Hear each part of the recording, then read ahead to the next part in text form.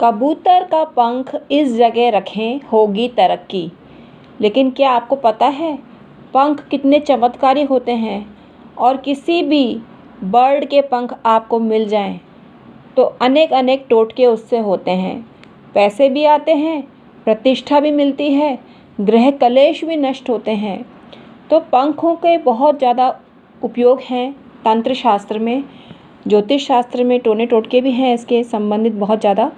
आज हम इसी पर प्रकाश डालने जा रहे हैं, विशेष रूप से कबूतर के पंख का, जो आसानी से हर कोई घर में मिल जाता है, लेकिन उनको पता ही नहीं होता कि कबूतर के पंख का कैसे उपयोग करके आप पैसे वाले बन सकते हैं, समृद्धि को प्राप्त कर सकते हैं।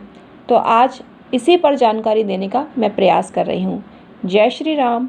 मैं हूँ एस्ट्रोलॉजर और वास्तु कंसल्टेंट डॉक्टर उमाश्री। 25 साल से इस क्षेत्र में सेवारत हूँ। आप मुझसे परामर्श लेने के लिए डिस्क्रिप्शन में ईमेल आईडी के थ्रू संपर्क कर सकते हैं। सभी सर्विसेज नॉमिनल से चार्जेस देकर आप प्राप्त कर सकते हैं। जानकारी पसंद आए तो लाइक करें, शेयर करें और कमेंट सेक्शन में जय जय श्री राम अवश्य प्रेषित करें। आइए आज का वीडियो प्रारंभ करते हैं।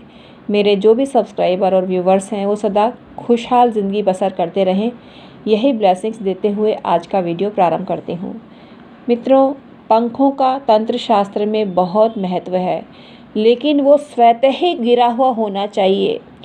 आपको पंखों के प्राप्ति के लिए हिंसा नहीं करनी है, सहज रूप से ही प्राप्त होंगे तो आपको फ़ायदा होगा, अन्यथा आपको इतना पाप लगेगा जिसकी कोई हद ही नहीं है, इसकी कोई भरपाई ही नहीं है।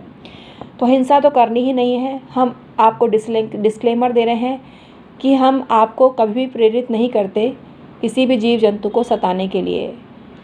इसके लिए आप स्वयं जिम्मेदार होंगे, हमारे चैनल की कोई जिम्मेदारी नहीं होगी, और वो दोष और आप पाप के भागीदार आप स्वयं होंगे। तो आइए आज का वीडियो प्रारंभ करते हैं। हम आपकी खुशी की कामना करते हैं, सुख की कामना करते हैं, लेकिन मजबूर होकर हमको ऐसे वर्ड बोलने पड़ते हैं। कोई ऐसे लोग भी होते हैं दुनिया में, सब तरह के लोग नहीं होते, एक जैसे लोग नहीं होते, कई लोग किसी मेंटलिटी के होते हैं। तो इसलिए ये डिस्क्लेमर देना ज़रूरी है, इसको फॉलो करें। पंखों का बहुत उपयोग है, और पंख अगर नज़र उतारने के लिए आप काम में लेना चाहते हैं तो कौवे का पंख बहुत श्रेष्ठ होता है। कौवे के पंख आपको आसानी से मिल जाते हैं। कौवा का पंख किसी भी जगह पड़ा हुआ मिल जाए सहज, क्योंकि कौवे झगड़ा करते हैं ना, जब कौवे को आप खाने की चीज़ देते हैं वो झगड़ा करते हैं तो सहज ही गिर जाता है कौवे का पंख। आपको हिंसा करने की ज़रूरत नहीं है, सहज रूप से ही प्राप्त होगा तभी फ़ायदा देगा। हिंसा नहीं करनी है, सहज रूप से ही आपको प्राप्त करना है। शुक्रवार को कौवे का पंख अपने बालक के सिरहाने रखें या किसी पात्र में पानी भरकर उस पंख से छींटे दें, नज़र बाधा समाप्त हो जाती है। अगर आप हर क्षेत्र में विजय को प्राप्त करना चाहते हैं, जीत को पाना चाहते हैं, तो कौवे का पंख अपनी शर्ट की जेब में रख के लेके जाएं, इससे आपको सफलता मिलेगी।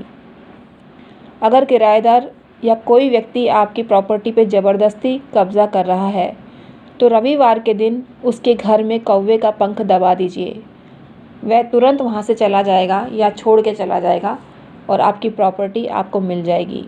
और किराएदार है तो किराए का मकान खाली करके चला जाएगा। चमगादड़ के पंख भी बहुत महत्वपूर्ण होते हैं। वो आपको सहज ही प्राप्त होने चाहिए, तभी ये वर्क करेंगे। चमगादड़ के पंख को भुजा में बांधकर कोर्ट में जाने से कोर्ट कचहरी के झगड़े मिटते हैं और आपको जीत हासिल होती है।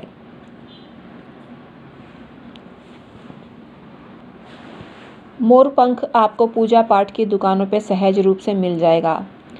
मोर का पंख अगर आप अपने घर में रखते हैं तो नज़र बाधा आपको नहीं लगती है, परेशान नहीं करती है।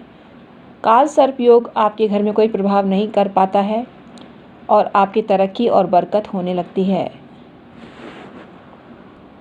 मोर पंख के द्वारा नेगेटिव एनर्जी को दूर किया जा सकता है।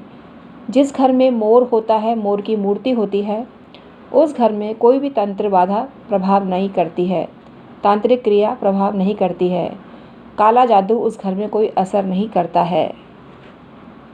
आप सिरहाने मोर का पंख रख के सोते हैं या जेब में रखते हैं हर वक्त या पर्स में रखते हैं तो आपकी सम्मोहन शक्ति बढ़ती है। हर कोई आपके ऊपर अट्रैक्ट हो जाता है, आपकी बात मानता है। आइए थंबनेल की बात करते हैं। मित्रों, आपने सुना होगा कबूतर घर में घोंसला बनाए तो नहीं बनाने दें। कबूतर को दाना अपनी छत पे नहीं डालना चाहिए। अपने घर की बालकनी में भी दाना ना डालें।